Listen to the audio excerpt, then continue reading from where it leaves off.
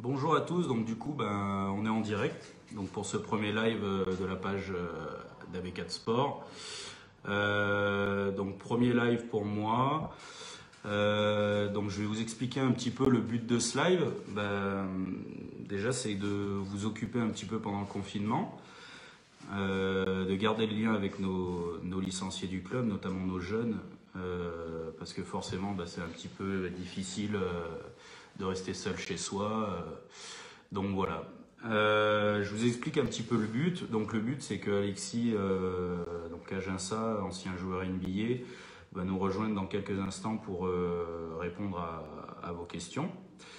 Donc tout ce qui est questions, bien sûr, dans le respect de la réglementation Facebook, tout mauvais commentaire sera banni bien évidemment. J'espère qu'on pourra répondre à toutes les questions parce que je vois déjà qu'on est quand même pas mal connectés.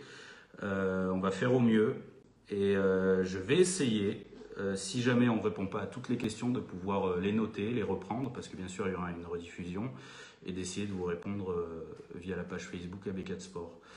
Donc voilà, donc Alexis va nous rejoindre dans quelques instants. Et une fois qu'il nous aura rejoint, je vais avoir le privilège de lui poser quelques questions dans un premier temps. Et puis après, vous pourrez lui poser vos questions à vous. Voilà. Si jamais il y a des soucis sur le live, n'hésitez pas à le dire aussi en commentaire. Comme ça, au moins, on sera opérationnel pour corriger tout ça.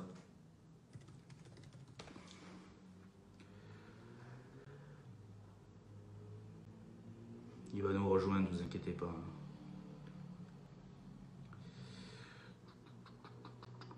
J'espère que vous avez pu regarder un petit peu les vidéos d'Alexis Aginsa quand il était en NBA, notamment celle où il a joué contre Kobe Bryant.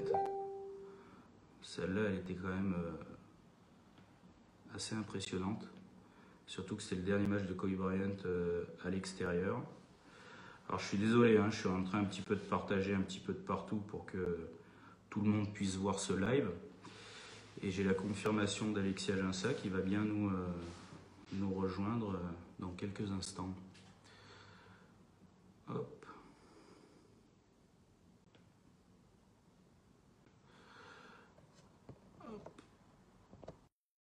Il arrive, il arrive.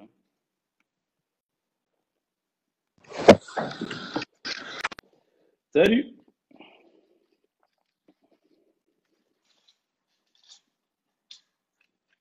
Ça va?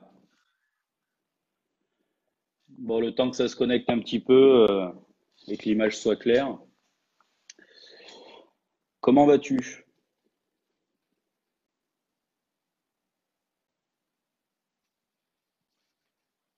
Bah écoute, ça va, hein? Bien. Ouais, nickel, ça se passe très On bien. rappelle à tout le monde que chez nous, il est 18 heures. Chez toi, il est midi. Je t'ai coupé, je t'ai volé ton repas, de quelque sorte. Donc voilà, bah écoute, il y a quand même pas mal de monde qui commence à se connecter. Là, on est environ une trentaine. J'espère que ça va augmenter. Merci déjà à toi d'avoir accepté ce live. Donc j'ai expliqué aux internautes que j'allais te poser quelques questions avant que eux posent leurs questions. Et puis Mhm. après, je leur laisserai la parole. Ça te va? Attends 2 secondes parce que j'entends les échos. Ah, c'est ma grosse voix, Je vais ça. re-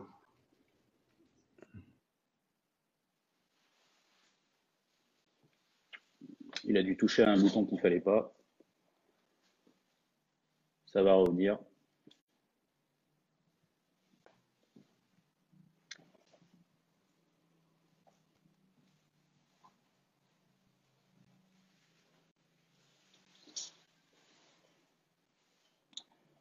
Les aléas de la technologie, on va dire. Ça y est, il revient.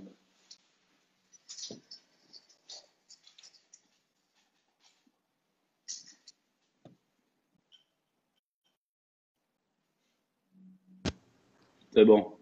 T'es Ok, revenu. c'est bon. C'est bon, il n'y a plus Nickel. d'écho? Pardon, Nickel. je m'entendais parler en fait, tu vois, en décalé. Il n'y a pas de souci, c'est parce qu'on n'est pas sur le plateau de ESPN, c'est pour ça. Il n'y a pas de problème. J'ai déjà le casque, t'as vu? Attends, je suis. Ouais, c'est pas mal, hein. C'est vrai que ça fait bien reporter et tout, c'est nickel. Bon, alors ce que je te disais, c'est que j'allais te poser un petit peu quelques questions rapido avant que nos internautes puissent te poser quelques questions. Donc ma première question, bah forcément, c'était est-ce que tu peux un petit peu te présenter à nos internautes parce qu'on a pas mal de jeunes mini-basketteurs qui ne te connaissent peut-être pas. Et moi, j'aurais voulu savoir, bah voilà, que tu nous racontes un petit peu l'historique de toi. Ok. Bah, Alexia Ginsa, ancien joueur de l'équipe de France. Et j'étais le pivot titulaire de l'équipe championne d'Europe en 2013. Et puis voilà, j'ai joué en NBA pendant 9 saisons, 3-4 saisons en France, notamment en Euroleague. Et puis voilà, mon parcours a été tout simplement différent des autres. Parce que moi, j'ai commencé en faisant du BMX au haut niveau, avant le basket, en ayant des gros titres en BMX, hein, notamment le deuxième au championnat du monde. Et puis voilà, tout simplement, un cousin, ami de la famille, voilà, qui me dit, voilà, ça serait bien que tu essaies le basket. J'étais déjà un peu plus grand que la plupart des jeunes de mon âge. Ouais. Voilà, j'ai essayé, puis j'ai accroché tout simplement directement. J'ai accroché direct. J'ai tout quitté pour le basket où j'étais nul. Donc j'ai commencé à Saint-Étienne, à Saint-Jean-Bonnefoy à côté de Saint-Étienne, donc à la Barrière. Et puis voilà, après je suis passé sur Saint-Étienne et de Saint-Étienne je suis allé à Tesna du Moselle. Et puis après je suis parti à l'INSEP. L'INSEP où j'ai passé 3 ans, ouais 3 ans. Et puis après l'INSEP je suis parti à Pau Orthez pendant un an. Je suis parti à Toulon après Pau Orthez. Après Toulon, j'ai été drafté pour la NBA pendant 3 saisons à NBA. Je suis revenu après c'était la grève au niveau de la NBA, donc j'ai eu du mal à garder un contrat, reprendre un contrat. Donc je suis revenu après sur la France, où j'ai passé une saison et demie, 2 saisons sur Strasbourg, où on a réussi à aller en finale, mais on n'a pas réussi à avoir les titres. On est parti en finale pendant 3 saisons Mhm. pendant trois fois dans l'année, et puis 3 fois on a perdu en finale, donc c'était rageant. Et puis après, voilà, je suis reparti aux États-Unis et j'ai passé 5 saisons aux Pelicans, et puis depuis, bah, je suis sans club. Ok, super. Euh, ok, bah écoute, merci pour déjà cette description. On va maintenant passer aux questions des internautes. Donc là, il est quoi? Il est 18h09. On va essayer de se caler vraiment 1 heure hein, parce que pour respecter le timing. Bon, après, s'il y a d'autres questions, on verra ce qu'on fera. Donc là, à partir de maintenant, bah, vous pouvez y aller, les internautes. C'est parti, c'est votre moment. Et j'ai une première question de Noam, 5 ans et demi, premier Oui. mini-basketteur, donc licencié au club de Gap, qui nous demande, qui te demande, à quel âge as-tu su que tu en ferais ton métier? C'est une bonne question. Je dirais, quand j'avais à peu près 14, quand Ok. j'avais à peu près 14-15 ans, où voilà, au début, je faisais que du basket pour m'amuser. Et puis, une fois que je suis parti à l'INSEP, c'est là où, voilà, où tout s'est mis à peu près tout s'est enclenché. Et que j'étais beaucoup plus concentré sur mon avenir. Et puis, je me suis dit, bah, je peux en faire une carrière, quoi. D'accord. Donc voilà, c'est ta réponse, Noam. À 15 ans. Donc tu as encore 10 ans pour faire ton choix. On est bon là-dessus, c'est pas mal pour nous. Ouais, bon, Euh, après, il peut le faire tôt et puis s'entraîner encore plus dur. Et puis, on est c'est un d'accord. objectif à atteindre. C'est encore plus de motivation. On est d'accord. Euh, une deuxième question de Christophe Oagnan. Le nom du meilleur joueur contre qui tu as joué? Euh, Ne dis pas moi, ça reste entre J'ai nous. jamais joué contre toi. La console, ça compte pas, non? Non, parce que j'ai gagné la console. Ouais, c'est vrai. c'est vrai. Et puis, je vais pas compter le BMX parce que t'es arrivé après moi, tu vois. Et si, au même niveau, je t'aurais défoncé de toute façon. Ouais, c'est vrai, c'est vrai. Bon, t'arrêtes de me défoncer en direct, par contre, ça m'intéresse. Alors, le meilleur joueur, je dirais, c'est une bonne question. Il y en a beaucoup, hein. Il y en a beaucoup. Parce que moi, je suis arrivé en 2008, tu vois, il y avait encore Shaq, il y avait encore Shaq, il y avait encore Kevin Garnett, il y avait beaucoup, beaucoup de monde. Tu vois, Ouais, la ligue, il y avait encore Mutombo, tu vois. ouais, Donc, ça fait déjà une belle liste. euh, ouais, c'est ça. Donc, bah, je sais pas, moi, je dirais personnellement LeBron James. Mm.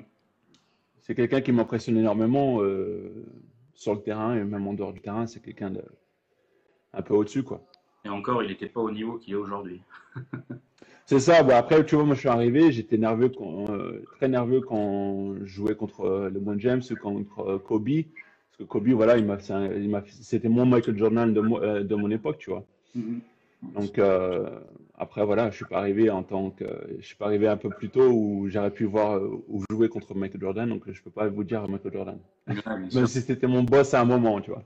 Ouais, parce qu'il faut quand même le dire aux internautes.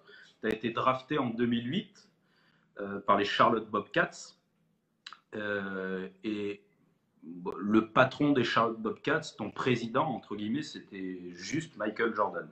Donc pour une première Ouais, expérience à NBA, avoir c'est comme ça. patron Michael Jordan, c'est pas mal. Ça va. Il y a pire. Ouais, c'est pas mal. Je passe à une autre question. Donc, Robin, 11 ans, il me demande à quel âge tu as su que tu voulais faire du basket ton métier. On y a répondu, donc à 15 ans. Ouais. J'ai une question de Noam, U13, donc licencié au GAP Basket. Il me Mhm. demande si le niveau NBA est vraiment si difficile que ça. Bah oui, oui, il est très difficile. Il faut, donc par exemple, tu vois, si tu veux, je te mets à peu près en perspective, tu vois, euh, chaque année, les jeunes qui sortent du collège, donc NCAA, donc NCAA, ils sont à peu près, je dis une connerie, mais c'est un chiffre énorme, tu vois, c'est à peu près 300, tu vois. Mm. Sans compter tous les jeunes qui viennent des pays européens, des pays asiatiques, tout ça, quoi. Ouais. Donc, on va dire qu'il y a à peu près 500 personnes qui sont là pour entrer dans les billets, sachant qu'il y a que 30 jobs qui sont garantis, donc 30 places dans chaque équipe qui sont garanties. Et les 30 autres, ils sont pas garantis du tout. C'est-à-dire que tu peux te faire drafter et tu vas jouer en ligue mineure. Donc, ligue mineure, c'est là où ils t'envoient pour tu restes à développer parce que voilà, ils n'ont pas de place pour que toi tu joues et ils sont grave intéressés par toi, mais voilà, ils veulent que tu ailles là-bas, que tu te développes et après, voilà, si tu fais tes preuves, tu peux venir en jouant NBA. Mm. Donc, ça te montre déjà, tu vois, que le niveau il est déjà assez élevé parce que c'est dur d'y rentrer, tu vois. Ouais. C'est très dur d'y rentrer. Et puis oui, après les V, après, faut pas juger par rapport aux points qui sont marqués et les stats, tout ça qui sont en NBA par rapport à ceux d'Europe, parce que le jeu est complètement différent. Tu vois, en Europe, en France, la raquette, tout ça, c'est très fermé, c'est très dur d'y rentrer parce qu'il y a pas la règle des 3 secondes. Euh, et puis voilà, en NBA, tu as la règle des 3 secondes. Tu peux pas rester dans la raquette plus de 3 secondes, sinon c'est une pénalité et l'autre, voilà, c'est la balle à l'autre ou c'est un truc comme ça, tu vois. Je crois que Mm. c'est lancé franc. C'est Ouais, lancé franc. c'est ça. Donc, ouais, le niveau est très élevé. Donc, c'est quelque chose dur à excéder et c'est très dur d'y rester. Que l'on soit clair, entre guillemets, alors, surtout le point commun là-dedans, c'est le travail. Il faut bosser. C'est surtout ça. Ouais, c'est sûr. Tu n'arrives pas en NBA sans bosser, ça c'est sûr. C'est ça. Le potentiel, le truc, c'est qu'il y a tellement de joueurs qui ont des gros potentiels. Après, Ouais, c'est ça. c'est ce qui fait la différence, c'est ta mentalité, ton travail. Et puis aussi, bah, faut le dire aussi, c'est quel agent tu as, tu vois. Ouais, bien sûr. Bien sûr. Donc, Noam, tu as eu ta réponse et Alexis n'a pas de ticket exceptionnel pour que tu rentres à NBA par la petite porte. Dommage. Allez, une autre question. Lénis. 11 ans, licencié au Gap Basket également. Alors, combien tu mesures et quel est ton joueur préféré de la NBA? Ok. Alors, je mesure 2,18 m. Et puis, je vais vous dire direct, ça évite les autres questions. Je suis chose de 52. Euh, et puis une envergure, je crois que c'est à peu près la même que Rudy Gobert. Donc je crois que c'est 2,30 m ou 2,28 m, un truc comme ça, je sais Donc plus. l'envergure, on rappelle, c'est de même. Donc ça va, parce que Voilà. défensivement, c'est pas. T'as pas trop d'excuses défensivement en fait. Si Ah, t'es après, c'est juste la mobilité des pieds. Tu voilà, vois, ok, si c'est à d'accord. côté de moi, je peux les D'accord. avoir, mais la T'as cette excuse-là. mobilité des pieds, c'est différent. Donc, joueur préféré, je dirais, c'est LeBron James, hein. Ouais, ok. Parce que, je l'ai dit tout à l'heure, tu vois, je suis grave impressionné. Le gars, il a 35 ans, il va avoir ses 36 ans bientôt, là. Et c'est en 17e année de saison NBA, il fait toujours des trucs énormes, tu vois. Et Mhm. les stats qu'il fait, on n'a jamais vu ça. Il est en train de défoncer tous les records sur ce record. Mhm. Donc pour moi, c'est le joueur que je préfère pour le moment. Ouais. Et alors moi, je sais qu'il est derrière son écran, donc je vais lui faire une petite dédicace à Slénis. Et du coup, je vais te poser une question derrière. Donc Lénis, en fait, c'est un joueur que j'entraîne qui est en U13 région. Et c'est notre Mhm. capitaine de la bonne humeur. Tu vois, si tu Ok. veux, en fait, s'il y en a un qui fait la tronche, on met Lénis sur le terrain, sur le banc, mais de partout où tu veux. C'est le capitaine de la bonne humeur. Et ma question, c'est est-ce qu'en NBA, tu avais un capitaine de la bonne humeur? Est-ce qu'en NBA, j'en avais un capitaine à bonne humeur? Pas forcément. On a plein de joueurs qui sont différents, tu vois, mais il y en a plein de joueurs qui sont là pour faire la fête à chaque fois, tu vois. Ouais. On prend tous le basket comme quelque chose de marrant et la vie, voilà, il y a des choses qui sont encore beaucoup plus dures que le basket, donc on se prend pas la tête là-dessus, tu vois. Mais c'est sûr que Ok, voilà, il ok. y a des jours. Moi, je faisais partie des capitaines de la bonne humeur, surtout en équipe jeune, en équipe de France jeune. Il y a beaucoup de mes coéquipiers qui pourraient Ouais. en témoigner. Alors, les garçons, je m'adresse principalement aux U13 garçons de Gap. Il a dit qu'il y avait plusieurs personnes en NBA qu'il était, mais ça ne veut pas dire qu'il faut que tous vous soyez capitaine de la bonne humeur. Voilà, parce que les Nice, ça suffit, hein, c'est déjà bien, ça va.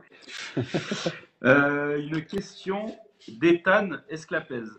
Quelle sensation ou émotion tu as eu quand tu t'es fait drafter? C'est une sensation énorme. C'était un rêve de gamin quoi, qui est devenu réalité. Euh, et puis voilà, c'était une sensation de joie, de bonheur, de pouvoir le partager avec ma famille, avec mon frère. Et puis voilà, j'étais très très content quoi. Très très content et puis ça fait comme si tu sais, j'avais la chair de poule avant de monter sur scène, tu vois. Et puis je monte et puis je serre la main de David Stern, tu vois, et j'avais peur de trébucher sur les marches. Donc Tu pour te m'étonnes. montrer, tu vois, j'étais nerveux et j'étais très très content, quoi. C'est vrai. Et Ethan, si tu veux voir comment Alexis était content, il me semble que sur YouTube, il y a un documentaire sur ta draft et celle de Nicolas Batum. Parce que tu as été Ouais, drafté en même c'est temps que ça. lui, hein, c'est ça? Ok. Ouais, c'est ça. Bastien Pilot, joueur U15 au Gap Basket. Euh, que sont tes plus bons souvenirs en NBA? Ça, c'est une bonne question. C'est une bonne question. Alors, mes plus beaux souvenirs en NBA. Je dirais donc quand, par exemple, comment il s'appelle? Quand Anthony Davis il était blessé avec les Pélicans et que voilà, on était en pleine course de playoff, on était à un match ou deux. Donc, en fait, tu vois, il était blessé pendant au moins une semaine, 2 semaines, tu vois. Et nous, on était en fin de saison. Et ces matchs-là, ils étaient vraiment très cruciaux, tu vois, pour accéder au playoff, tu vois.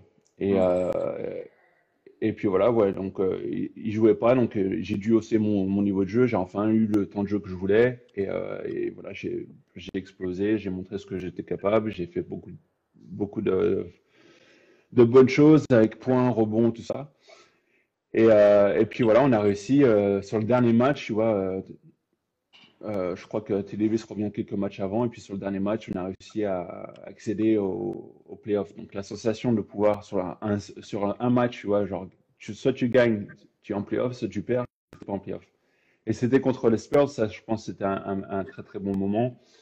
Et puis je dirais aussi, bah, l'un des meilleurs moments, c'est quand j'ai marqué 28 points, 28 points, 15 rebonds contre les Lakers. C'était le dernier match de Kobe contre nous à la Nouvelle-Orléans. Donc pas son dernier match de carrière, mais son dernier match contre nous à la Nouvelle-Orléans. Et puis là, voilà, j'ai pris feu, j'ai eu 28 points, 15 rebonds. Donc ça, c'est les meilleurs moments pour moi de ma, joueur en NBA, ma carrière en NBA. Hmm. C'est d'ailleurs la vidéo qu'on a partagée hier sur la page, donc si vous voulez revoir euh, le nombre de paniers qu'a mis Alexis sur ce match-là, c'était quand même impressionnant. Puis on sentait que tu doutais même pas, en plus tu avais la balle, tu tirais, puis terminé, quoi. C'était comme ça.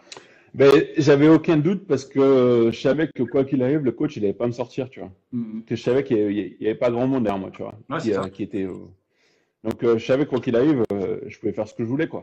Bah oui. Et enfin, tu vois, enfin, je pouvais enfin jouer comme moi je sais jouer, comme les gens, nous les Français, enfin vous les Français, vous m'avez vu jouer à Strasbourg.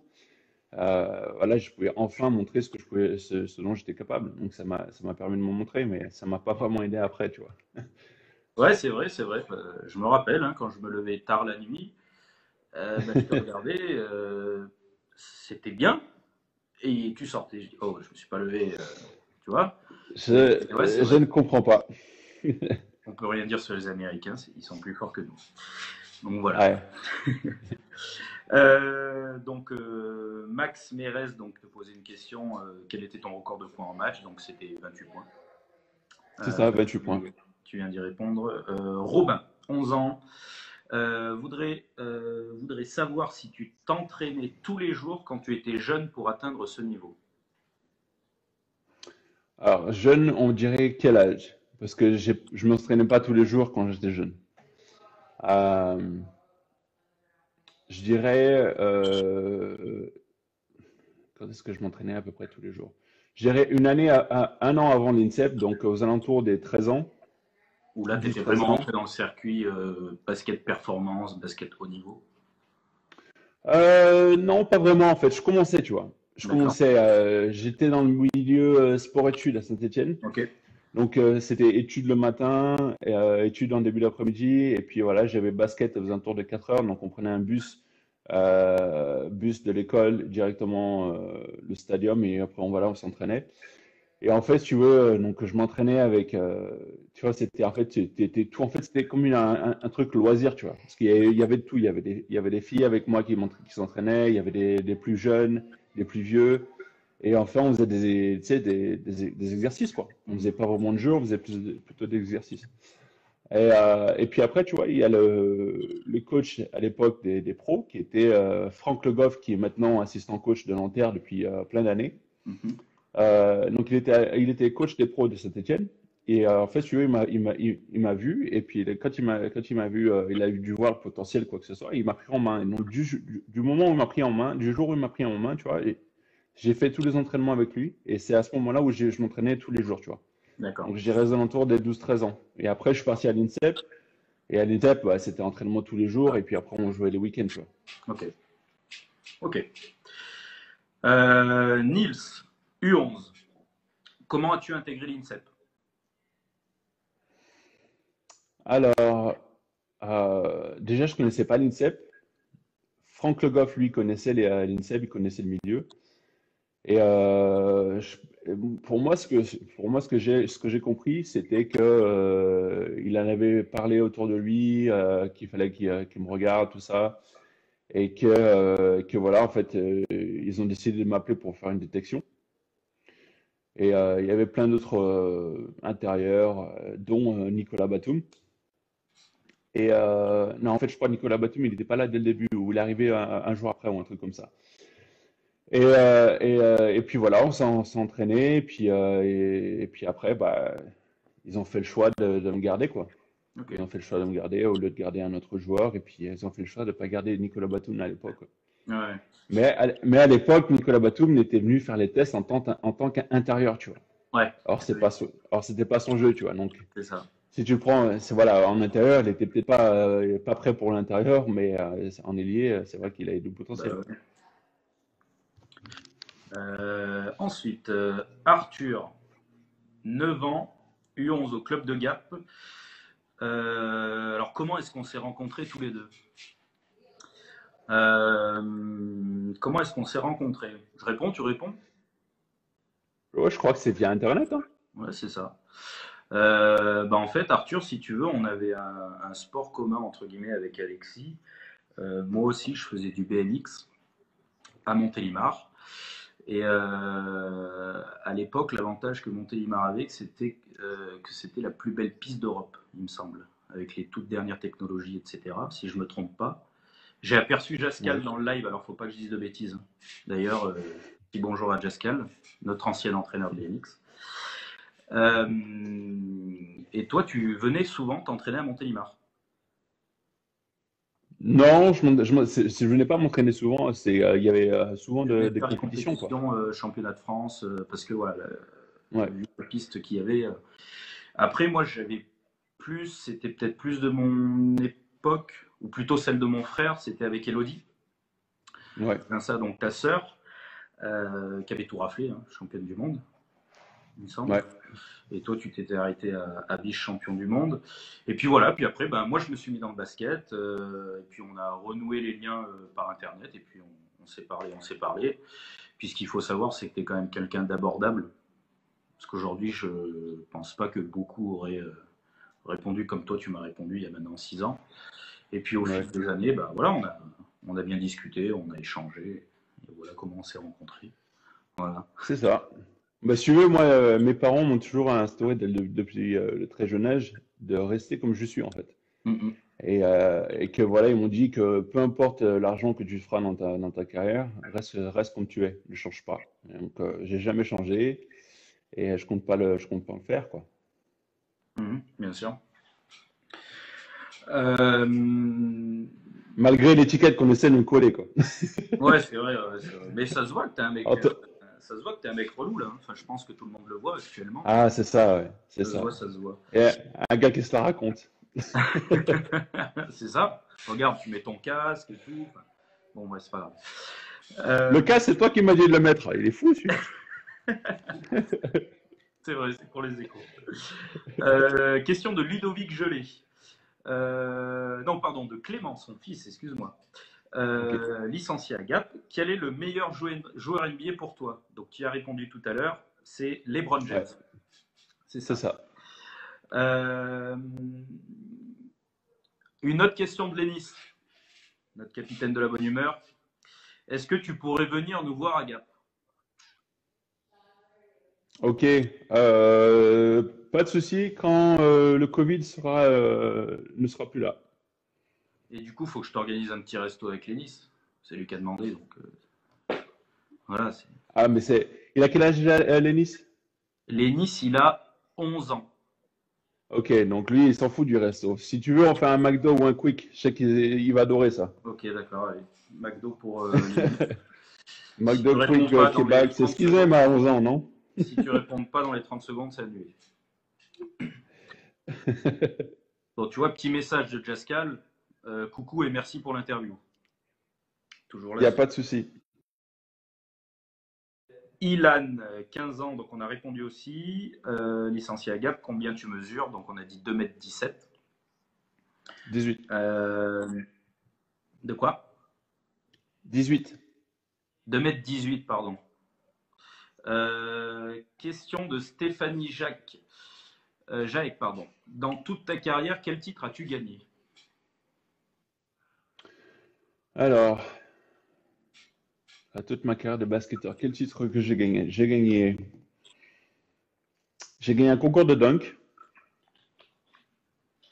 J'ai été 2 fois en tant que meilleur intérieur.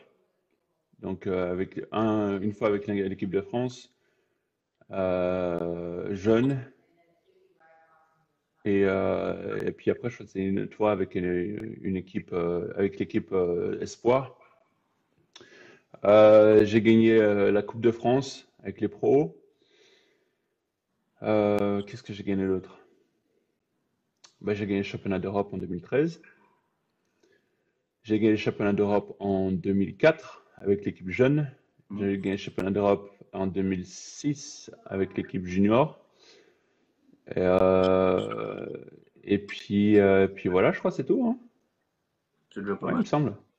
Et puis un trophée en tant que meilleur joueur juste avant le championnat d'Europe 2013. C'était un match à l'exhibition. Mm. Donc voilà. Ok. Euh, question de Luc. U11 au club de Gap. Tu préfères jouer en Europe ou en NBA?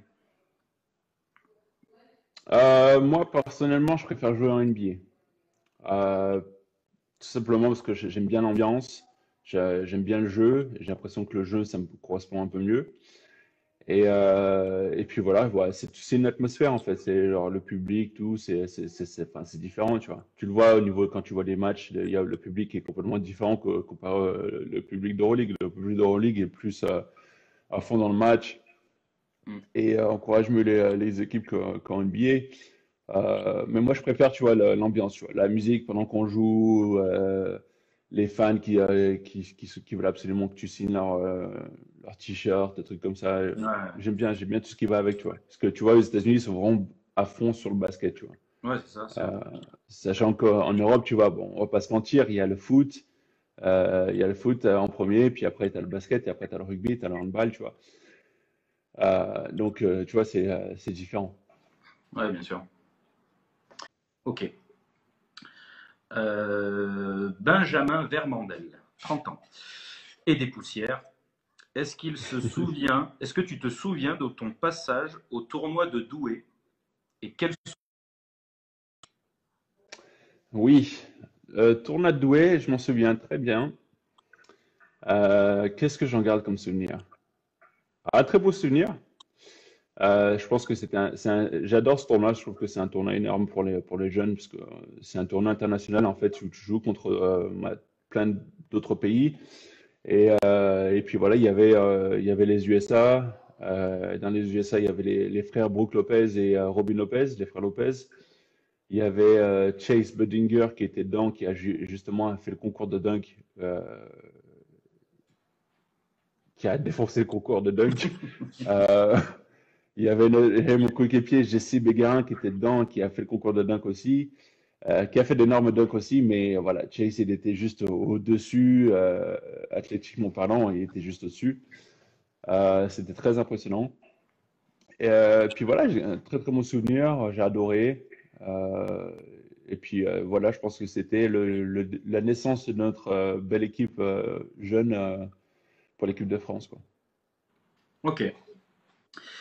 Mathieu Faure, que penses-tu de l'évolution du jeu entre le moment où tu es arrivé en NBA et maintenant, surtout au niveau de la prépondérance du shoot à 3 points? C'est une bonne question. Euh, je suis pas contre le shoot à 3 points. J'aime bien, parce que moi, perso, j'aime bien shooter à 3 points aussi. Mais je préférais comment le jeu était quand moi je suis arrivé en NBA, tu vois. Parce que voilà, il était un peu, tu voyais quand même des intérieurs qui postent et qui faisaient un peu plus de bagarre au niveau du rebond, tu vois. Après là, le jeu il a complètement évolué et tous les grands maintenant ils shootent à 3 points, tu vois. Hmm. Et ça fait bizarre, tu vois. Parce que maintenant on nous demande à des grands qui font 2 mètres 10 et des poussières à défendre sur des joueurs qui sont beaucoup plus petits qu'eux. Et c'est très difficile en fait. On a l'impression qu'on s'éloigne des intérieurs en fait. On a l'impression qu'on veut absolument avoir des joueurs qui font 2 mètres en tant qu'intérieur parce que justement ils peuvent défendre sur toutes les positions. Ouais. Euh, moi personnellement, je préfère le jeu des Lakers où ils jouaient avec des grands, des trucs comme ça, que le jeu des Warriors où ils jouent qu'avec des petits. Quand je dis petits, je vois les petits intérieurs. Ouais. Pour pouvoir shooter à 3 points, pour poser plus de problèmes. Je sais que il y a beaucoup de fans des Warriors qui nous regardent, parce que voilà, avec Stephen Curry tout ça. Ouais, j'aime bien les shoots à 3 points, mais j'aime bien tu sais, quand il y a un peu de tout, quoi. Ok. Un mélange de tout. Euh, ensuite, alors, Thibaut Michel, joueur du Gap Basket en senior, il a mis on cherche un poste 5 à Gap si tu es intéressé. Voilà, Ok, c'est bon. j'arrive, je prends l'avion là. C'est bon.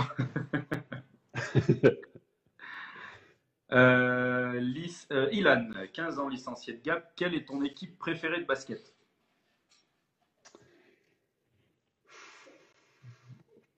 J'en ai pas vraiment.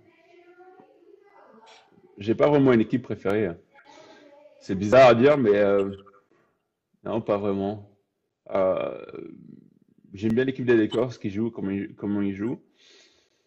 Comme ils jouent. Et puis, j'aime bien aussi l'équipe de Miami Heat. Je trouve qu'ils ont une très bonne équipe de jeunes. Donc, c'est à peu près tout, hein. Ok. Et les Warriors qui vont arriver bientôt, hein. Ouais, ouais. J'en profite pour vous dire de partager ce live. On est déjà 51 personnes. Je pense qu'on peut faire beaucoup mieux. Donc n'hésitez pas à partager ce live sur votre page Facebook. Alors on a Antoine Wazana qui nous dit viens au Miami Heat, un Frenchie ça ferait du bien. Je suis d'accord. Mathieu U13 au club de Gap. Est-ce que tu parlais bien anglais avant d'intégrer la NBA?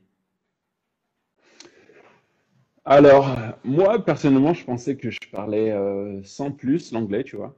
Voilà, mon année avant d'aller en NBA, donc à Toulon, euh, je me suis dit, voilà, je vais quand même prendre des cours d'anglais, parce que on sait jamais, tu vois, ça se trouve, je vais aller en NBA, ça se trouve, je ne vais pas y aller, quoi.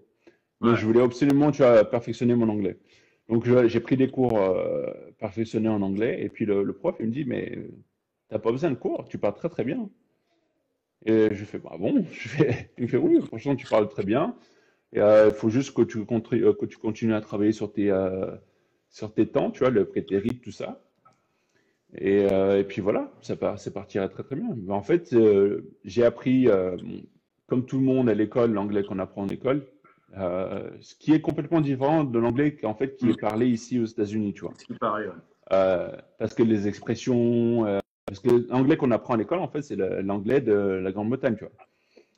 Ouais. L'anglais des États-Unis, c'est complètement différent, tu vois, au niveau du style, des expressions, tout ça. Et en fait, tu veux, moi, je parlais avec les gars tu vois, de l'équipe, et puis en écoutant la musique, les musiques américaines, j'essayais de comprendre le langage, et puis j'utilisais ça après dans mon vocabulaire. Et en fait, c'est comme ça qu'il m'a dit que, c'est pour ça, à mon avis, qu'il m'a dit que je parlais très bien anglais, c'est parce qu'en fait, j'écoutais les gens parler en écoutant la musique, et puis voilà, quoi. Donc, j'ai pas eu de soucis là-dessus. Ok, d'accord. Ludovic Gelé. L'ambiance des matchs NBA est vraiment exceptionnelle niveau public. Oui, parce qu'en fait, suivant, donc, ce que vous voyez, c'est aux États-Unis, c'est que quand tu regardes, tu sais, quand tu regardes les matchs, tu sais, ça via la télé, tu vois les fans, tu vois, ils sont toujours là en train de boire ou en faisant rien, tu vois. En fait, si tu veux, Hmm. bah, déjà d'une, c'est dans leur culture, tu vois, de toujours avoir une petite bière ou un coca ou un truc comme ça à leur main. Et en fait, tu vois, il y a plein de jeux où les équipes, tu vois, ils arrivent à intégrer le public dedans, tu vois. Hmm. Alors, par exemple, il y a un jeu tout bête, hein, ils appellent ça la caméra bisou, tu vois, kiss cam.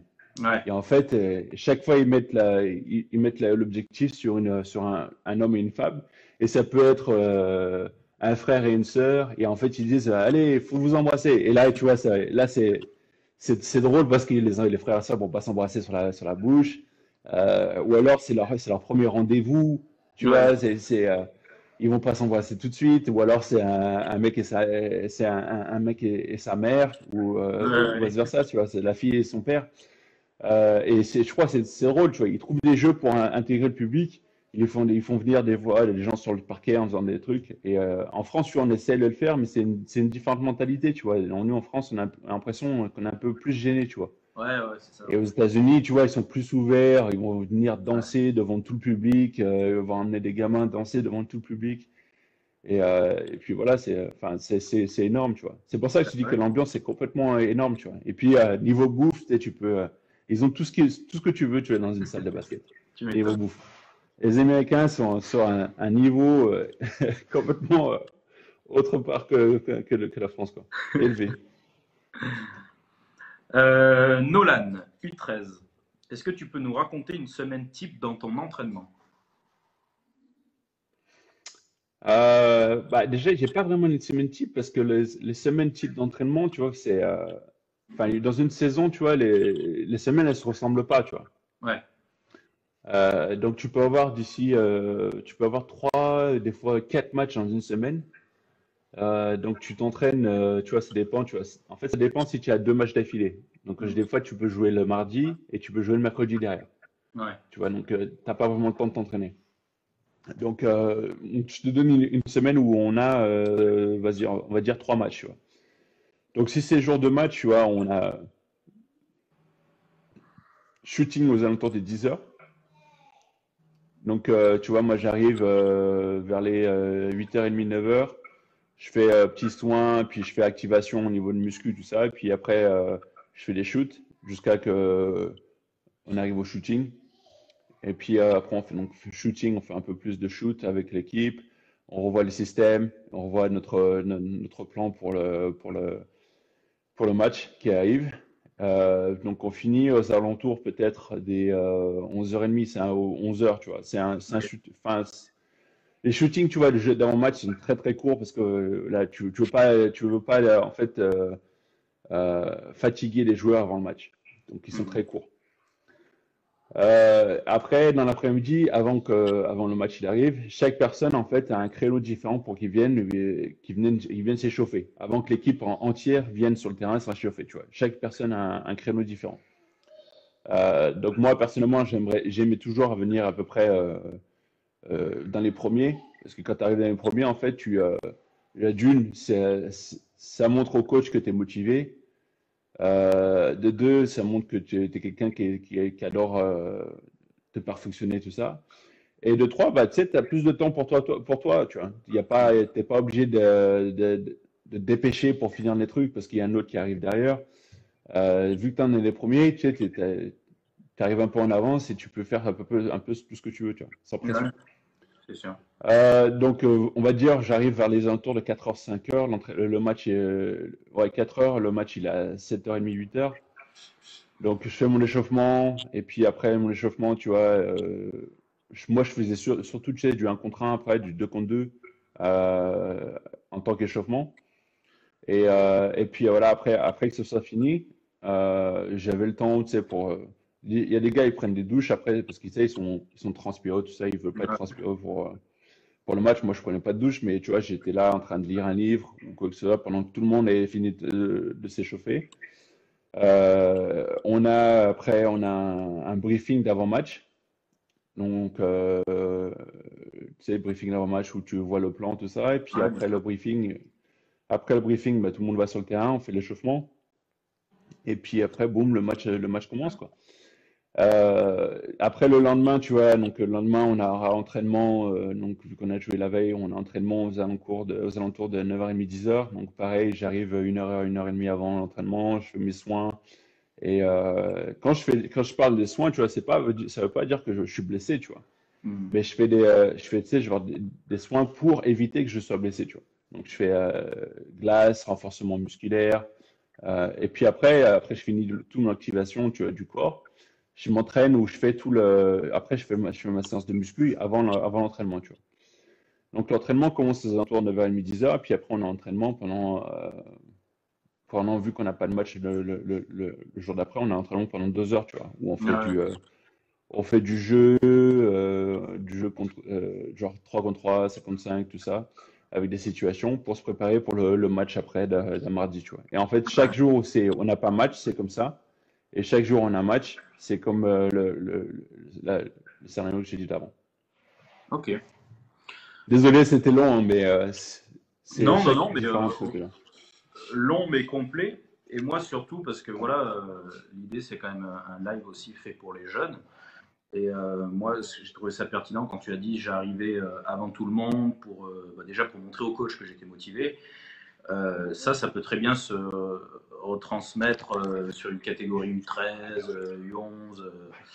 D'arriver avant, il y a toujours un C'est panier marrant. ou un ballon qui traîne et vous pouvez quand même venir en avance à la salle, commencer à vous échauffer sur du ball handling. Donc voilà, donc ça, on C'est peut. ça.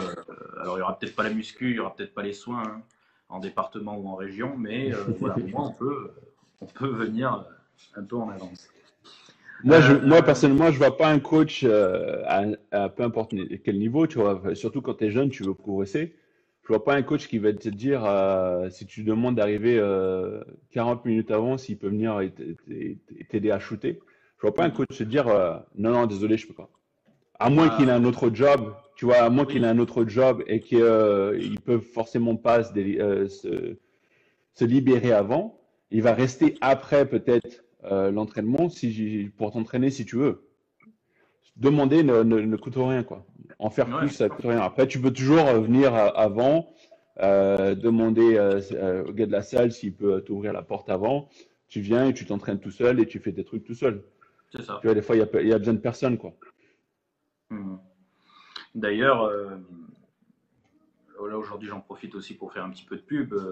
Le comité des Alpes du Sud, comme la Ligue PACA Basket, met en place des choses pour pouvoir faire du sport un petit peu tous les jours.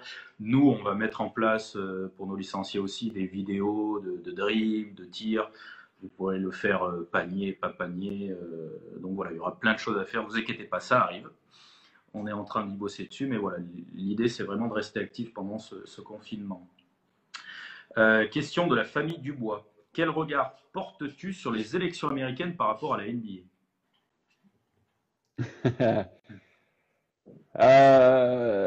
Quel regard je porte sur les élections américaines par rapport à la NBA? Moi, j'adore en fait le fait que tous les joueurs et joueuses, donc joueuses de WNBA, ont décidé d'utiliser plateforme pour pouvoir genre s'exprimer sur le sujet, tu vois, en disant comme quoi bah, c'est important de voter. Donc, il me semble bien qu'en fait que tous les joueurs NBA ont été votés. Au moins, ils étaient inscrits pour pouvoir voter. Mm, Donc après, c'est à eux d'aller voter, quoi. On peut pas leur tenir la main et aller voter, quoi. mm. Mais j'ai trouvé ça très intéressant de pouvoir enfin genre utiliser la plateforme et pouvoir s'exprimer sur le sujet qui a toujours du racisme malheureusement aux États-Unis. Et puis voilà quoi, que ça serait bien de changer de président. Après, chacun a son point de vue, donc je sais bien qu'il y en a plein de joueurs NBA qui ne pensent pas tous la même chose. Donc, au moins, ce qui est intéressant, c'est que tout le monde puisse pointer du doigt où ça ne va pas, quoi. Mm, mm. En tout cas, en ce moment, c'est une tension assez tendue pour tout le monde. Pas que Surtout les que joueurs NBA. vous ne savez pas trop encore quoi, où vous allez aller.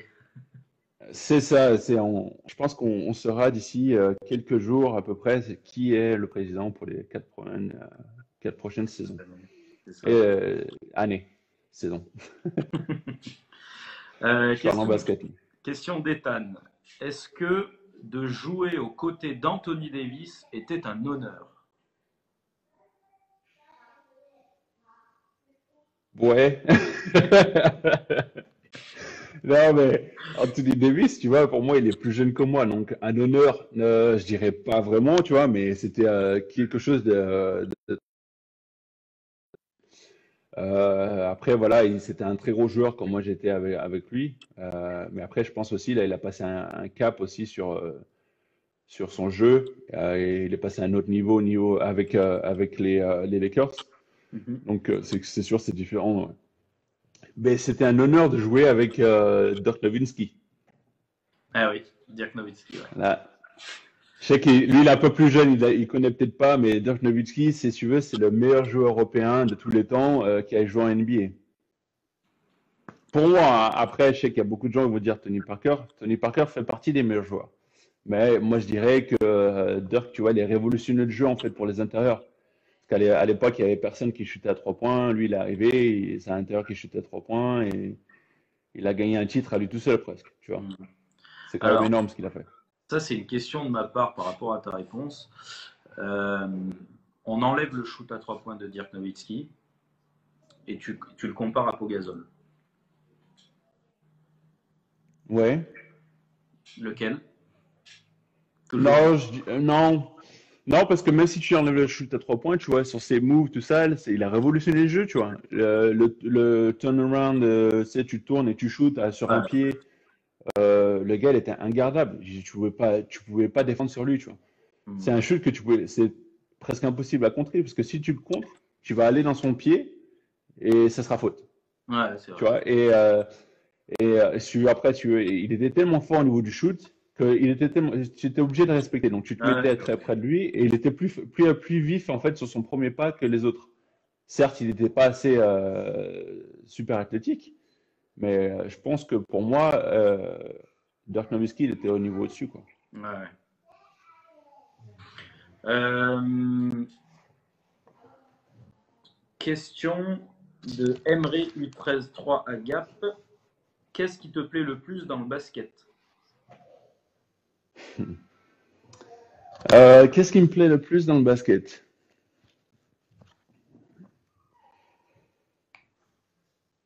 C'est une bonne question. J'aime un peu tout, tu vois. Moi, en fait, moi, je vais pas te mentir. Ce qui me plaît le plus dans le basket, c'est quand je dunk sur les gens. C'est quelque chose que j'adore. Et voilà, quand je jouais à Strasbourg, c'était quelque chose que je voulais absolument faire presque à chaque match. Et j'en ai mis plein des posters quand j'étais à Ouais, Strasbourg. c'est vrai. Donc, c'est quelque chose que j'adore. Ok. Depuis tout jeune, quoi, d'ailleurs. Bon, Emery, il te reste plus qu'à grandir du coup. Ouais, ou tu peux très bien chuter sur la tête des gens, c'est aussi très satisfaisant. Ouais, c'est vrai aussi. Ou sinon, on baissera le panier, on l'a tous fait, hein. Surtout toi, ouais. Arrête. Voyons. Question de Robin. Qui a été ton meilleur ami pendant ta carrière?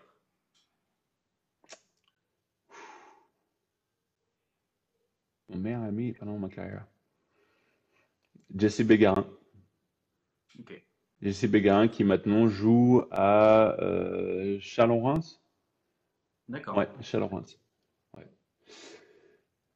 Ouais, et puis en fait, meilleur ami depuis l'INSEP, et puis voilà, il était camarade de chambre, et puis depuis, on s'est pas lâché, et puis on s'appelle toujours assez fréquemment pour se parler, que ce soit lui niveau France et moi niveau NBA, on se parle toujours là-dessus. Ok. Mais en NBA, non, j'ai pas eu de meilleur ami NBA. J'ai pas mal d'amis, mais voilà, pas quelqu'un que j'appelle tous les jours pour pouvoir lui parler, quoi. Alors ça tombe bien parce que derrière, il y a une question de Stéphanie Jaec. Est-ce que les Français en NBA sont plutôt dans l'entraide et le soutien entre eux ou pas plus qu'avec d'autres joueurs?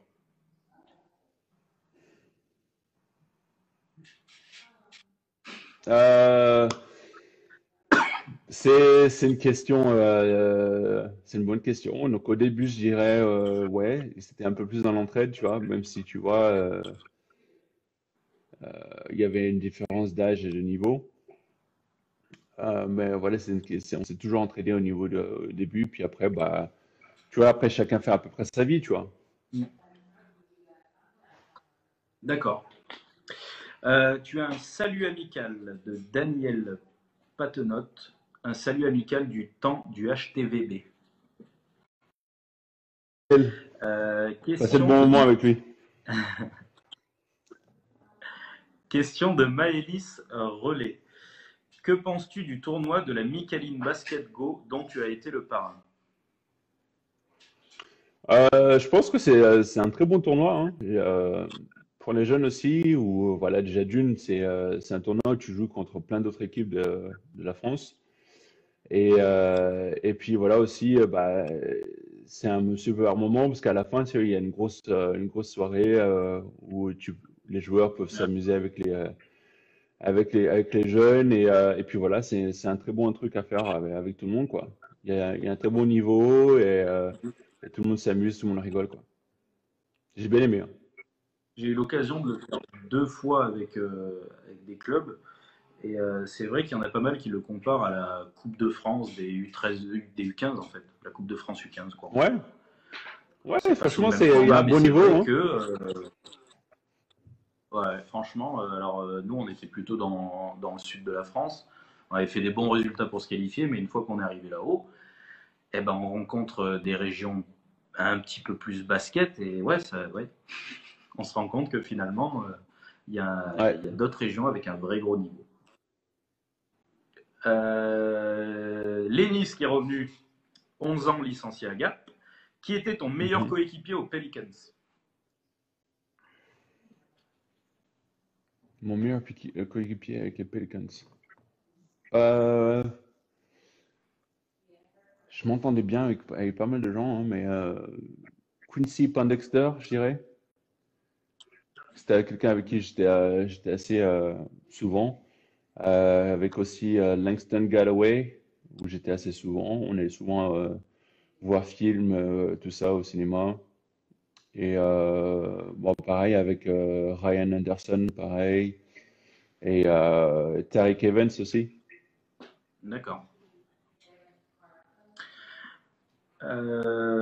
Maxence, comment as-tu vécu ta dernière expérience en France et plus particulièrement à Lasvel avec le coach Mitrovic? Tu as le droit à des jokers.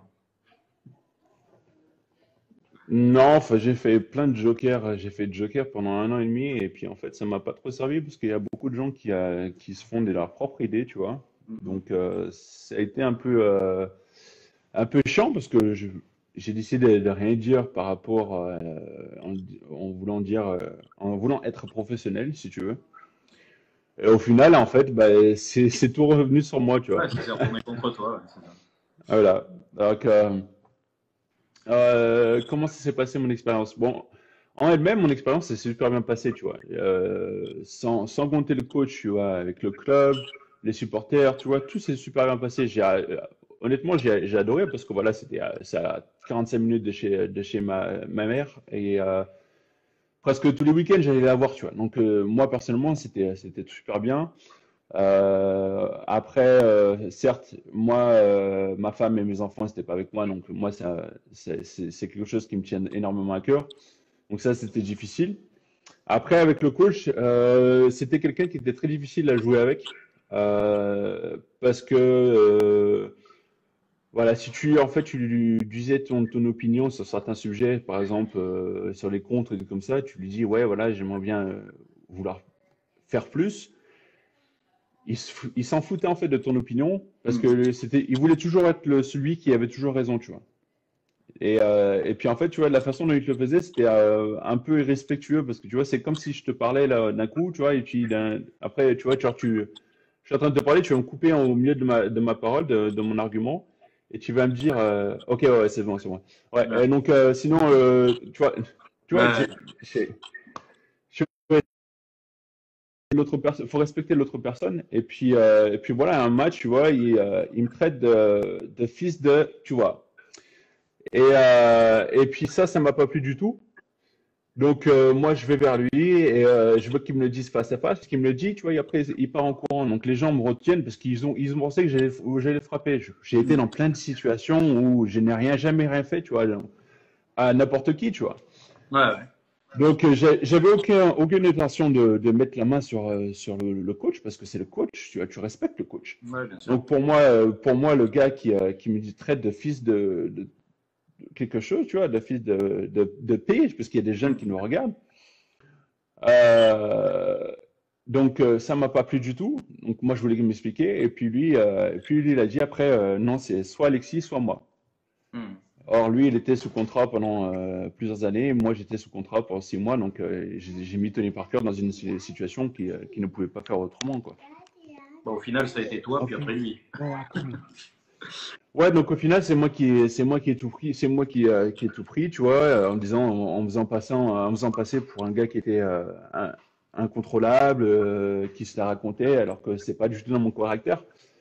J'ai eu des coachs beaucoup plus durs que lui, dont Larry Brown. J'ai pas eu de problème. Mhm. J'ai eu des coachs tu vois, qui m'ont mal parlé en France, dont Alain Weiss, et j'ai pas eu de problème. Je suis pas passé la limite où voilà, où je suis revenu aux mains, tu vois. On s'expliquait à chaque fois et puis on est passé à autre chose. En tant qu'homme, tu vois, tu peux passer à autre chose en t'expliquant face à face, sans pouvoir, en Ouais. mettant les mains sur l'autre, tu vois.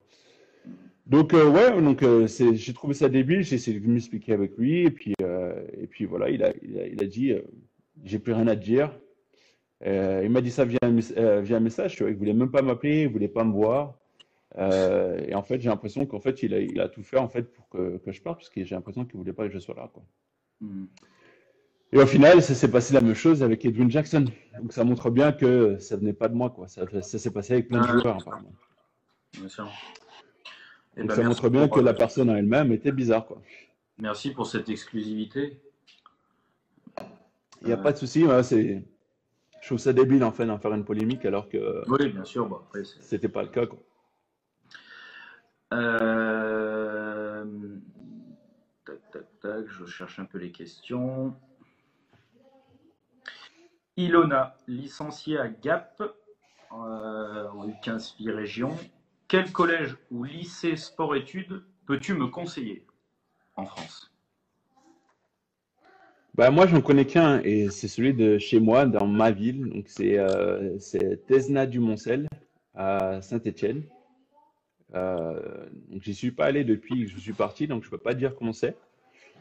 Mais si tu veux pour exemple, tu vois, c'est là où les joueurs de la SS ils sont en sport-études. Donc ils font les entraînements le matin et puis enfin les entraînements l'après-midi et les cours le matin et l'après-midi. Donc ça, c'en est un. Puis je sais qu'après, il y a des pôles un peu de partout. Il me semble qu'il y a un pôle dans le sud. Il me semble bien. Euh, Pas que l'INSEP, hein, il n'y a pas que l'INSEP. Déjà, l'INSEP, c'est dur d'y rentrer, mais il n'y a pas que l'INSEP. Il y a aussi des pôles où tu peux rentrer, où tu peux t'entraîner et puis faire sport-études. Mhm. Je peux pas vraiment te dire où exactement parce que ça fait longtemps que je n'ai pas regardé, quoi. Ok. Euh, tchouk, tchouk, tchouk. Ouais, ils veulent tous venir au McDo, hein. Là, on n'est pas bien, je pense, mais Bah, c'est euh, mieux. Je préfère payer le McDo que payer le restaurant. c'est sûr, c'est sûr. Question de Marine. Qu'est-ce que tu fais comme métier après la NBA? Non, de Robin, pardon. Alors, c'est une bonne question. En fait, je suis en train de travailler pour être en tant que commentateur. Ok. Donc, je travaille là-dessus au niveau des États-Unis. Et donc, j'ai fait ma formation. Et puis, bien après, voilà, j'ai pas mal de business tu vois, je regarde un œil dessus. Là, par exemple, j'ai un business de sécurité, de genre d'alarme et de tout ce qui est technologie dans la maison. Ok. Donc, qui est déjà en route depuis 2 ans. Et ça fonctionne très bien. Donc, pour le moment, en tant que job pour après carrière, commentateur, donc c'est quelque chose que j'aime bien, je trouve c'est quelque chose qui me passionne. Et je trouve ça drôle parce que c'est pas vraiment pour moi, je le prends pas comme un job, tu vois. Je le prends plus comme comme du loisir, quoi. Parce que c'est quelque chose que j'aime. Je suis en train de commenter le basket que j'adore. Donc pour moi, ça serait quelque chose d'assez cool de faire. Ouais, bien sûr. Donc c'est ça. Et puis après, bah, dans l'immobilier, des trucs comme ça, j'aime bien tout ce qui est ça, quoi. Hmm. Mais ouais, donc j'ai pas mal de business, donc si je continue très très bien, comme je suis là, et puis je pourrais faire un travail, mais même pas à plein temps, et pouvoir en vivre pour le reste de ma vie, quoi. Ouais, bien sûr. Question de Younes, U15 filles à Gap. Combien as-tu mis de 3 points en match de NBA? C'est une bonne question. Je sais Hmm. pas, faut regarder sur Internet ça. Ouais, ouais. t'as tous les stats, Inès, sur Internet. Tu peux y aller. C'est pas forcément énorme. Hein? De quoi? Ah, pardon. Whatever you want. Comme tu veux. Alors, il y a une question de Thibaut Michel. Toi qui as porté le maillot de l'équipe de France, ne penses-tu pas que l'on devrait écouter l'hymne avant chaque match, peu importe le niveau et peu importe l'âge?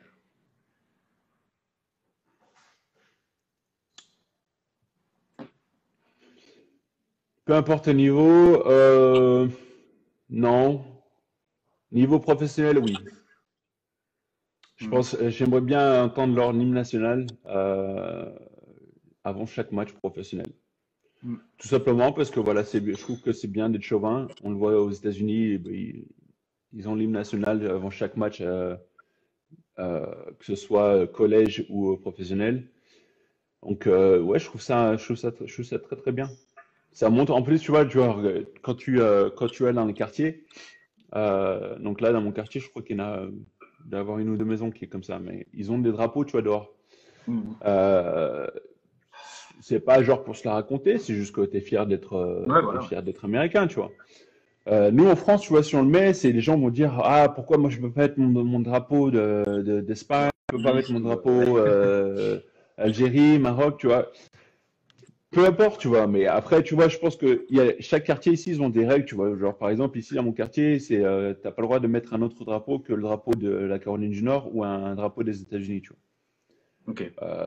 C'est pas qu'ils s'en foutent des autres pays, c'est que ils parlent juste que, voilà, ici, ils sont aux États-Unis, et ils veulent tout que ce soit aux États-Unis. Tu vois, c'est leur mentalité. Ouais, voilà. Moi, je pense qu'en France, tu vois, c'est pas notre mentalité d'être assez chauvin, de mettre l'hymne national de partout, mais je trouve que ce serait intéressant de le mettre, tu vois. Ouais, bien sûr. Peu importe, tu vois, que ce soit descendant africain, descendant asiatique, tout ça, je pense qu'il serait fier au moins d'être en France. Tu vois. Si après, si t'es pas fier, bah, tu peux partir, quoi, mais, Ouais, c'est ça. ou rester comme tu veux, quoi. Mais je pense que Hmm. c'est intéressant, tu vois, Ouais, bien sûr. de pouvoir le mettre. Ça serait cool. Après, moi, perso, moi, ça me dérange pas de voir des drapeaux d'autres pays affichés dans les rues, quoi. Oui, oui, oui, bien sûr. Ça m'est égal.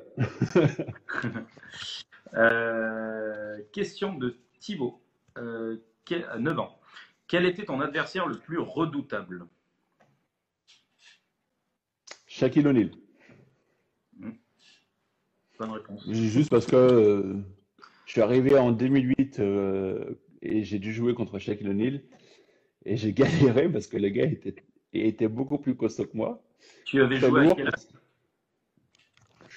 J'avais 20 ans, 21 ans? 21 ans. 20 ans, 21 ans, ouais. Et puis lui, il était avec les Phoenix.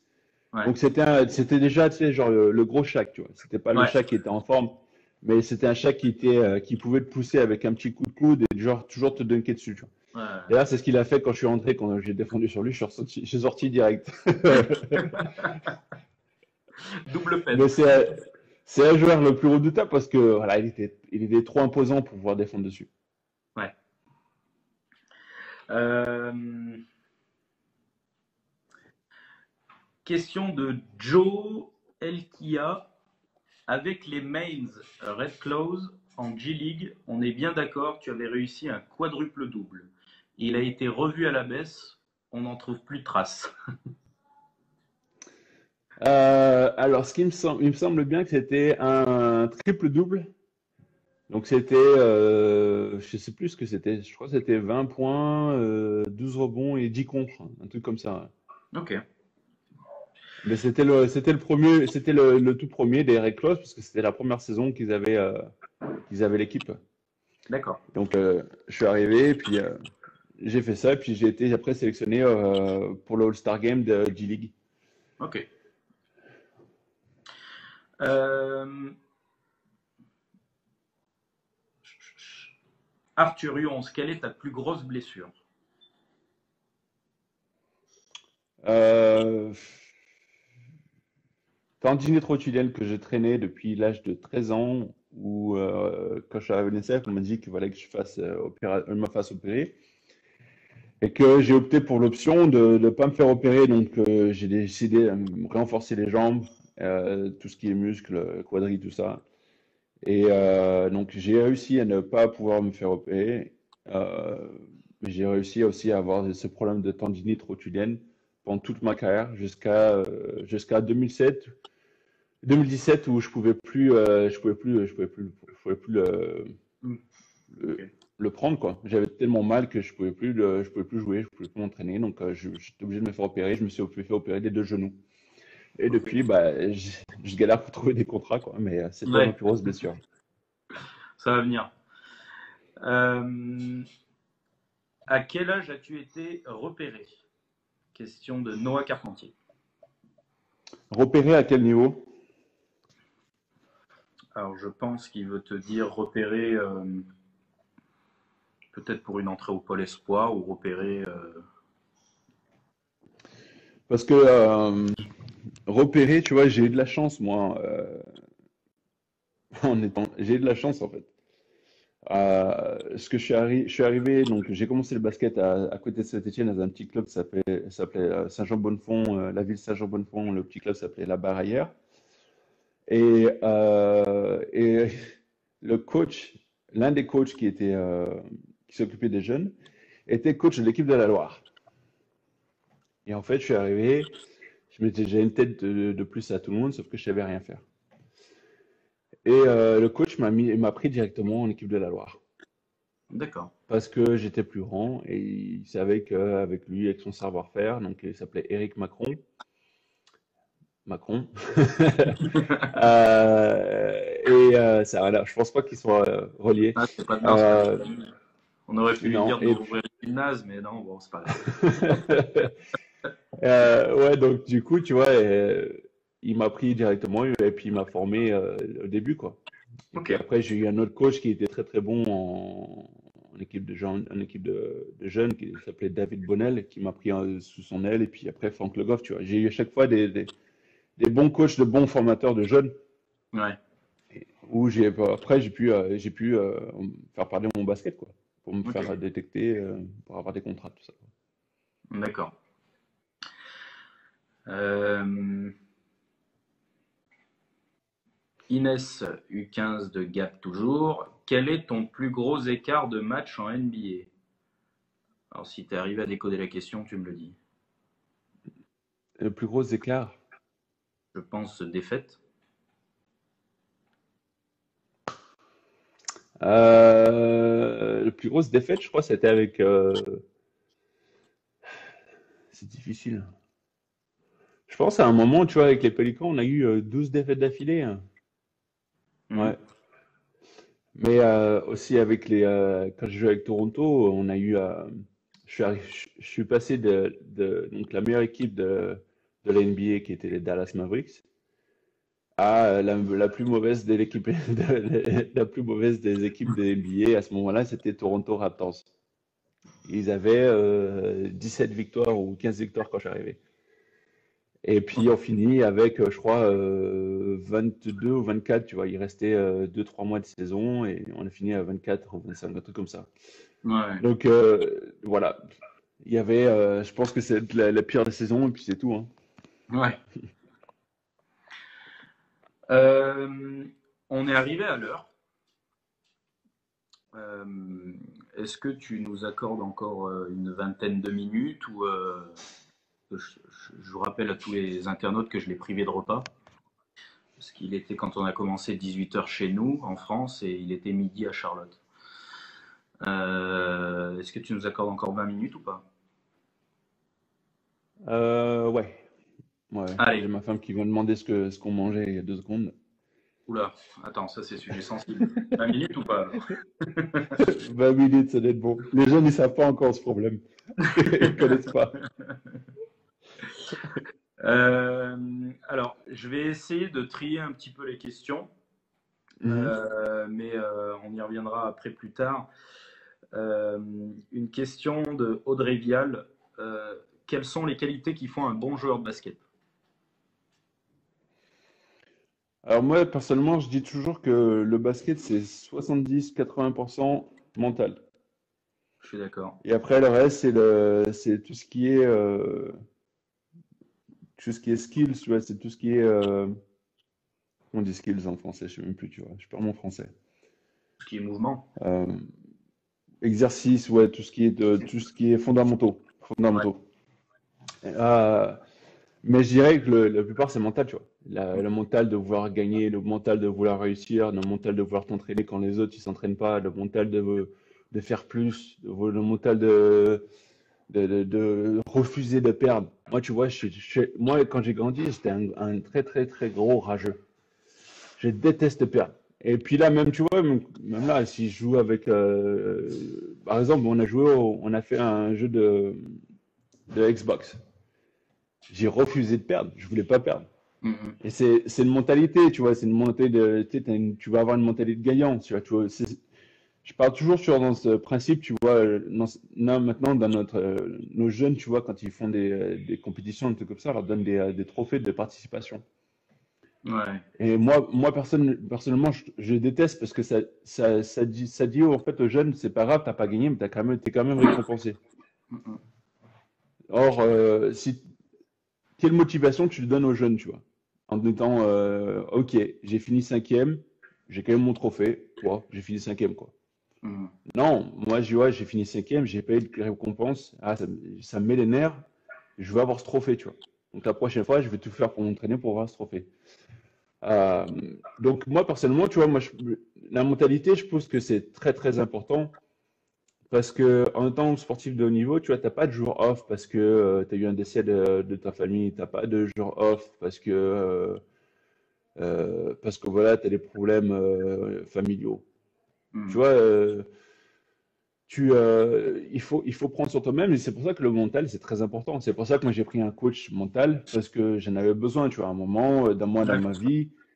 J'avais perdu un cousin à ma mère. Le mois d'après, je perds mon grand-père. 3 semaines après mon grand-père, je perds mon père. Et 40 jours après mon père, je perds un des grands-oncles de mon père. Mhm. Et tu vois, c'était été 2009-2010. Et quand j'ai perdu mon père, c'était le premier jour de l'équipe de France, tu vois. Ouais. Et après, voilà, je perds mon père. Et puis moi, pour moi, mon père, c'était tout, tu vois. Mhm. Ma mère, c'est tout. Mon père, c'est tout. Ma famille, ça a toujours été tout, tout, tout pour nous, tu vois. On est Bien toujours sûr. été très, très famille. Euh, donc moi, c'était très, très dur de perdre mon père. Et donc je repars chez moi. Et puis là, tu vois, tu as mon agent et tu as le DTN de l'équipe de France qui sont là, qui me disent ouais, on te donne quelques jours et puis tu reviens. Je leur dis mais non, moi c'est fini, j'arrête, je viens plus. Non, non, écoute, pense-y pas à chaud. Je dis non, non, non, j'arrête. Je voulais arrêter le basket. J'en ai dit j'ai fini, j'arrête. Ouais. Et puis voilà, ils m'ont forcé à venir, tu vois. Ils m'ont dit, ça serait intéressant, faut que tu changes tes idées, faut que tu passes à autre chose. Et en fait, si tu veux, d'un côté, c'était bien parce que je me suis occupé avec quelque chose d'autre, donc le basket, donc ça m'a fait travailler un peu plus fort. Mais d'un autre côté, ça m'a fait pousser mes émotions en dessous, ce qui est pas forcément très bien, tu vois. Donc c'est pour ça que je trouve que c'est intéressant de pouvoir parler à quelqu'un, donc un coach mental ou un psy. C'est pas parce que tu vois un psy que t'es fou. Oui, bien C'est sûr. juste que t'as besoin de D'évacuer. travailler sur ton mental, d'évacuer le stress pour Bien sûr. pouvoir avoir une vie beaucoup, beaucoup plus saine de tous les jours. Donc Mhm. moi, je dirais toujours, genre, ta préparation de pouvoir être, pour avoir beaucoup de succès dans ta vie professionnelle en tant qu'athlète ou la vie de tous les jours, je pense que c'est très intéressant de pouvoir travailler avec quelqu'un comme ça, tu as un coach mental. Bien Donc je sûr. dirais toujours 80% au moins, c'est le mental, parce que ça, il y a trop de jours où j'y vais pas. Tu vois. Et juste ça, ben voilà, tu vas pas le faire. Oh, vas-y, je vais le faire, mais je vais le faire à 20%. Bah non, si tu vas le faire, bah, fais-le à 100%. Ouais, Tu c'est vois. ça. C'est mental, tu vois. Ok. Donc Alban U13 au club de Gap nous avait posé la question, as-tu eu des grosses blessures difficiles à surmonter? Donc tu nous l'as expliqué, c'était ton opération de la tendinite rotulienne Les deux euh, genoux, et de genou, c'est ça. Mais maintenant tu es mm, tout neuf. c'est ça. Il y a beaucoup de supporters des Verts sur le live. Étant supporter marseillais, nous sommes en deuil, donc bah, tu vois, mentalement, on a besoin de quelque chose. Là. Mentalement, on a besoin que quelqu'un nous rassure. Mais bon, donc on ne va pas s'exprimer sur le foot, du moins pas aujourd'hui. Il n'y aurait pas eu de match hier, on en aurait parlé, il n'y a pas de souci, mais pas là. Mais je dis quand même un petit allez l'OM. Oui, Arthur, et surtout qu'ils sont nuls en ce moment. Hein? Surtout qu'ils sont nuls en ce moment. Bon, après, moi, je dis ça, je dis rien. On- C'est quoi, c'est on- 12 défaites d'affilée, c'est le record, non? Alors tu sais, moi je pense que j'ai quelque chose à dire. C'est 12 ou 13? C'est 12 le ou match, 13? le Je sais match plus. était hier. Le match était hier. Et nous, Marseillais, on ne vit pas dans le passé. Donc, c'était hier, on n'en parle pas, donc c'est bon. Mais tu sais, si ça continue, ça sera plus droit au but, le slogan. Ça sera droit au cochonnet, hein. Oh, pétard. Allez, on repasse aux questions. Allez. Donc, Arthur, U11, as-tu des enfants? J'ai deux fils, deux garçons. Un qui s'appelle Carter, qui a 6 ans, et l'autre qui s'appelle Kaysen, qui a 3 ans. Et les deux sont déjà très très grands. Vous pourrez aller voir sur l'Instagram d'Alexis Ginsal, je vous confirme, ils sont très grands. On a Fabi qui nous dit allez les Verts. Tu vois, non, mais c'est incroyable. Hein, on avait dit Allez de les Verts. rester dans le cadre. On avait dit de rester dans le cadre et de ne pas dire de choses obscènes mais sur le match. Tu vois, j'ai le numéro 42 aussi, c'est normal, hein. D'ailleurs, j'ai bien aimé que tu prennes le numéro 42 quand tu as signé à Lasvel. Ça, c'était beau. Bah, de l'autre côté, c'est mon numéro, hein, donc je ne vais pas le changer juste parce que j'arrive dans la ville. Tu vois, si j'avais le numéro 13, j'aurais pris le numéro 13 aussi à Lyon ou à Paris. Je ne vais pas changer mon numéro parce que j'arrive dans une ville. Question de Robin. Est-ce que tu acceptais de perdre quand tu étais enfant? Non. Non, non, non. Alors, Et c'est pas forcément une bonne chose des fois. ouais, c'est vrai. Parce que tu peux ne pas accepter de perdre et avoir, tu vois, être fâché contre toi-même parce que tu as perdu. Mais moi, je perdais quand j'étais jeune, fallait plus me parler. Hmm. Ou par exemple, bon, c'est une mauvaise anecdote, mais tu vois, j'avais les premières Game Boy. Donc, tu sais, les grosses grises avec justement le genre deux boutons A et B, et puis Ouais, Start. t'étais même pas à la Game Toi, Boy t'es, Color. toi, t'es jeune, peut-être tu connais peut-être pas. Non, Non, moi, j'ai connu la Game Boy Color. Tu vois, donc ça, c'est la première Game Boy, tu vois. Et je jouais à Tetris, tu vois. Et j'ai perdu. Ça m'a foutu les nerfs. J'ai mis un coup de tête dedans. Donc, c'est juste pour te montrer, tu vois, j'ai jamais vraiment aimé perdre. Et malheureusement, je crois que je suis en train de le transmettre à mes enfants parce que quand on fait, on est tout le temps en compétition, tu vois. Ouais. Donc, on fait le premier en haut des marches, tu vois.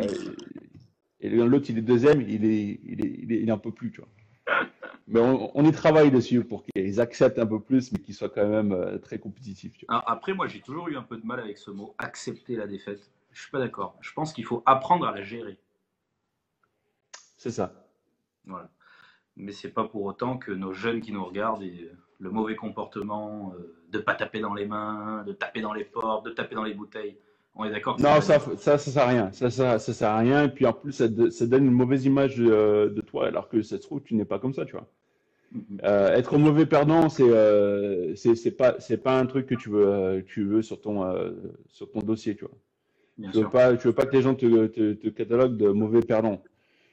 Tu peux perdre et serrer les mains et tout ça, et puis ne pas être content d'avoir perdu. Bien sûr. Tu vois, moi, par exemple, pour anecdote, tu vois, quand on a été en finale avec Strasbourg, et voilà, on perd contre Nanterre. D'ailleurs, on aurait dû gagner, mais on perd, parce qu'on était une équipe beaucoup plus forte qu'eux, mais ils ont mieux joué que nous, donc ils ont gagné.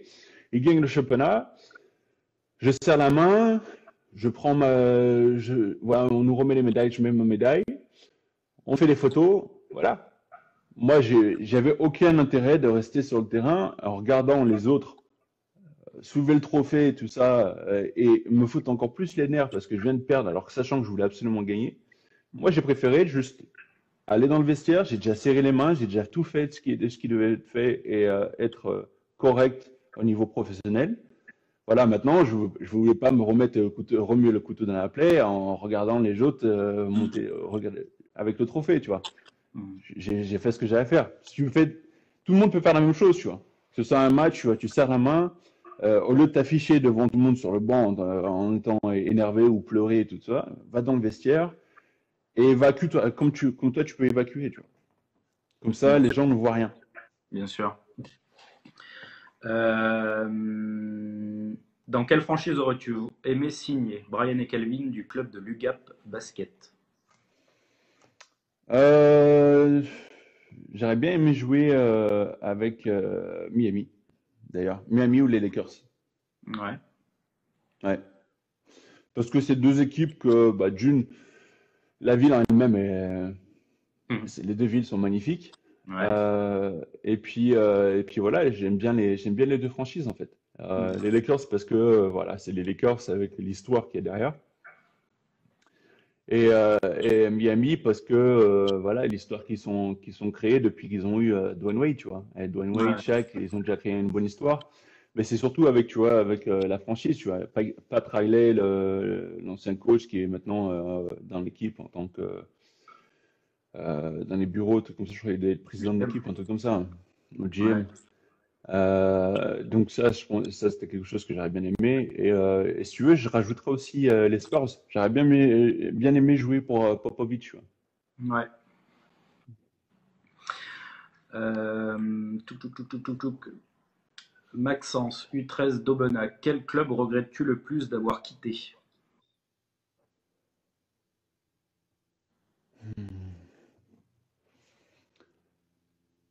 Je dirais Strasbourg,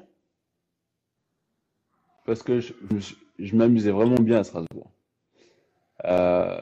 Sur le terrain, c'était vraiment un truc de fou. On s'amusait, on avait une très très bonne cohésion. Et le jour d'aujourd'hui, tu vois, c'est toujours des potes, tous les toujours de Strasbourg, tu vois. Ouais, Je regrette de l'avoir quitté, mais d'un autre côté, je suis content de l'avoir quitté aussi, tu vois. Parce bien que sûr. voilà, je suis reparti en NBA, j'ai une plus grosse carrière en NBA, donc c'est sûr que c'était pas une connerie, tu vois, Mhm. d'avoir quitté. Je te lis encore deux questions, ce sera les deux dernières. Mhm. Euh, de Robin, est-ce possible de faire une carrière de basketteur en faisant moins de 2 mètres? Oui, oui, il y a beaucoup de joueurs qui font moins de 2 mètres qui font une carrière. Il me semble bien que Tony Parker, il fait pas 2 mètres. Mm. Donc, il a fait une énorme carrière, Tony. Donc, tu vois, enfin, au jour d'aujourd'hui, même dans cette génération, regarde, tu regardes Stephen Curry, il fait moins de 2 mètres, il fait une carrière. Il y a beaucoup de joueurs qui ont fait une énorme carrière, dont l'un des meilleurs joueurs de tous les temps, je dirais, l'un des meilleurs joueurs, parce que moi, mon meilleur joueur de tous les temps, je dirais que c'est LeBron James. Il y a beaucoup de gens qui disent que c'est Michael Jordan, mais l'un des meilleurs joueurs de tous les temps, il fait 1m98, Michael Jordan, donc ouais. Ou Kobe. Non, mais et puis ouais, Kobe aussi. Mais il y a beaucoup de joueurs. Et même si tu parles de joueurs petits, regarde Nate Robinson, je crois qu'il faisait 1m65 ou un truc comme ça, non? Mm. Et il a gagné quoi? Il a gagné 3 fois le concours de dunk. Il a fait plein de trucs, Nate Robinson, ou 1m70 ou un truc comme ça. Mais il y a plein de joueurs qui ont été petits, qui ont été joueurs NBA, et qui ont fait une carrière. Donc Mm. la taille ne compte pas, c'est ton jeu qui compte, C'est ça. ton niveau. Et la dernière question, en plus, on clôture par notre ambianceur du live et même en ligne. Lénis, qui selon toi sera le leader de cette saison NBA? L'équipe ou le joueur, c'est Hmm. ça. Moi, je pense qu'on parle de l'équipe. Qui selon C'est toi sera le leader de cette saison NBA? ça va être difficile à dire ça parce que euh, les Warriors ils vont revenir en forme. Les Warriors vont revenir en forme parce qu'ils reprennent Klay Thompson qui va arriver. Ça va bouger pendant la saison, la off-saison, donc ils vont avoir ils vont signer quelqu'un d'autre.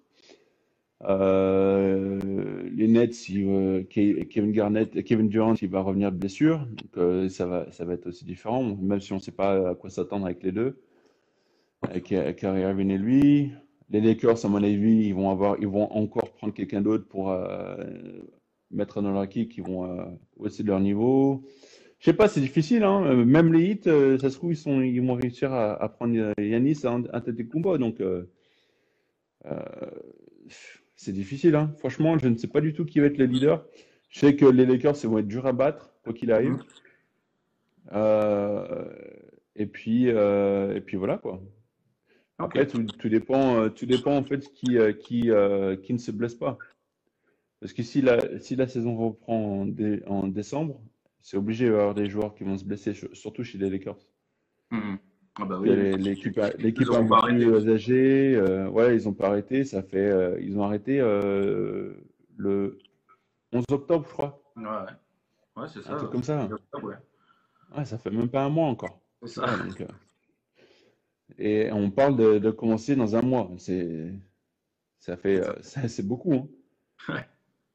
Pour le premier match, on parle de genre juste avant Noël. Ça fait quand même. Les gars, je veux bien qu'ils soient au niveau au-dessus C'est ça. physiquement, mais là, on parle de corps qui ont besoin de repos, avec le nombre de matchs qu'ils ont joués. Et puis après, il va falloir que les joueurs ils aillent aussi dans une bulle encore. Il y a plein de questions, hein. Il y a plein de questions là-dessus, hein. C'est difficile d'y répondre, hein. Mhm. C'est sûr. Faut voir. Ok. Bon, et ben, Alexis, merci. Je vais conclure cette vidéo avec toi. Donc, on remercie Alexis, on remercie tous les internautes qui ont participé à ce live. Euh, on va continuer à en faire la semaine prochaine. Je vais vous donner 2 indices. On espère que ce live sera féminin, avec du basket féminin. Et deuxième indice, on espère qu'il sera 100% belge. Voilà. Donc on vous laisse avec ça. Et puis je tiens encore à remercier Alexis, donc à 100% Jassat, belge. 100% belge. Ouais, ouais. Tu verras, tu te connecteras. Tu C'est verras. Jawak. Non, Ouais. féminin. Bah, Jawak, c'est féminin. Ouais, basket ou tu penses que c'est plus orienté vers le basket ou autre chose? Bah, je sais pas, vous êtes plutôt basket, non? Alors oui. Alors sachant que sur la page AB4 Sport, on fait partie de, on essaye de représenter un petit peu tous les sports. Donc D'accord. voilà les deux indices pour la semaine prochaine. Alors, je ne peux pas vous dire encore si ce sera un mercredi ou pas, parce qu'on fait ça en fonction des athlètes, bien évidemment. Je te remercie encore, Alexis. Il n'y a pas de Et souci. n'hésitez pas à aller visiter sa page Facebook. N'hésitez pas à visiter la page Facebook AB4 Sport. Restez connectés, vous verrez tous les différents athlètes qu'on vous prépare. Donc voilà, eh bien, merci beaucoup, merci à tous. Et puis, je vous mettrai la vidéo de rediffusion de ce live. Merci encore, Alexis. À bientôt. De rien. À plus. À Merci, bientôt salut, tout le monde. ciao.